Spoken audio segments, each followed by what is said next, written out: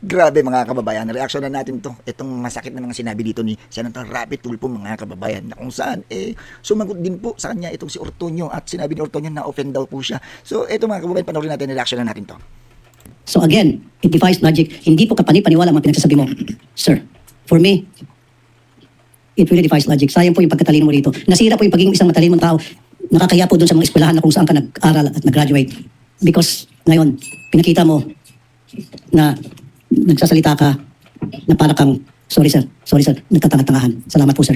Aray ko po, ang sakit dito ng sinabi ng Senator Rapi Tulfo, no, mga kababayan. Kasi mga kababayan, para maunawaan po ninyo mga kababayan, no, kilala naman natin itong si Senator Rapi Tulfo na talagang prangka to, no, paprangkain ka talaga nito mga kababayan. At kung kaya itong si Rapi Tulfo ngayon mga kababayan ay nababash din po sa kanyang mga sinasabi diyan. Pero ganun po man mga kababayan, mas lamang pa rin po yung usap-usapan ngayon na sinasabi ng iba, deserve daw dahil nga halata naman na talaga nagsisinungaling, di umano itong si Ortonio at panay ang paglilihis. So dito sa naging usapan dito mga kababayan na kung saan sumagot po itong si Ortonio at ito po yung kanya naging sagot mga kababayan na nakakagulat. Tingnan niyo po.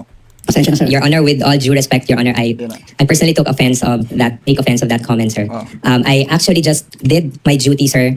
At the time, sir, I believe na yun po yung kailangan kong gawin bilang isang empleyado po, sir.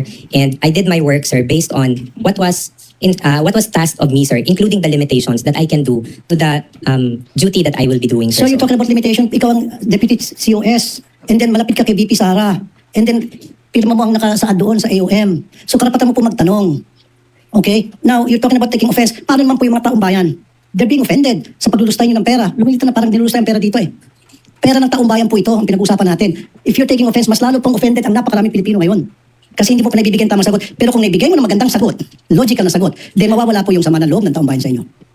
Agree naman ako dyan mga kababayan sa sinabi dito ni Senator Rafi Tulfo. Kasi huwag naman tayo magbulag-bulagan mga kababayan. Malinaw naman po dito sa nangyaring Senate hearing na to na kung saan halos lahat na lang yata ng itanong wala silang alam.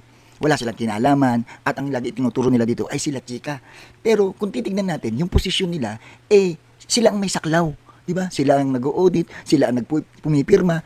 Pero pag tinatanong na sa kanila, nasa kanila na yung tanong, na parang halata naman, di ba? Parang pinagtatakpan nila ang Vice Presidente dito. Di po ba?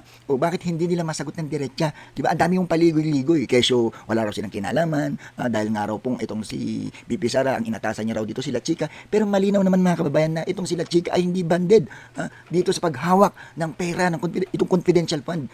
Di ba? Bakit siyang humahawak samantalang may mga nakatalaga diyan na sila yung dapat nagmamanage niyan tulad ni Acosta, ni Ma'am Gina Acosta, di ba? Tapos eto ni Ortonio mga kababayan. Malinaw naman po na talagang may mga paglilihis, no? Ngayon kung nasaktan man itong si Ortonio sa sinabi ni Rafi Tulfo, yan po ang consequences sa ginawa nila nung mga nakaraan na kung saan hindi nila nagampanan yung trabaho nila. Ngayon nasasaktan sila dahil eto ang mga sinabi sa kanya ng ilang mga senador tulad ni Rafi Tulfo na talagang nirekta talaga sila, di ba? O nasaktan sila dahil totoo naman po yung sinabi dito ni Senator Rafi Tulfo. Masakit nga lang pagkakasabi, pero real talk po talaga. So ano masasabi niyo dito mga kababayan? Comment below. Tama po ba yung pagkakasabi dito ni Senator Rafi Tulfo at deserve din ba nitong mga tauhan ng Vice Presidente na masabihan ng mga ganyan dahil nga malinaw naman po na wala ko silang talagang maisagot na maayos, no? So ano pong komento ninyo dito mga kababayan? Comment below at babasahin po natin yan.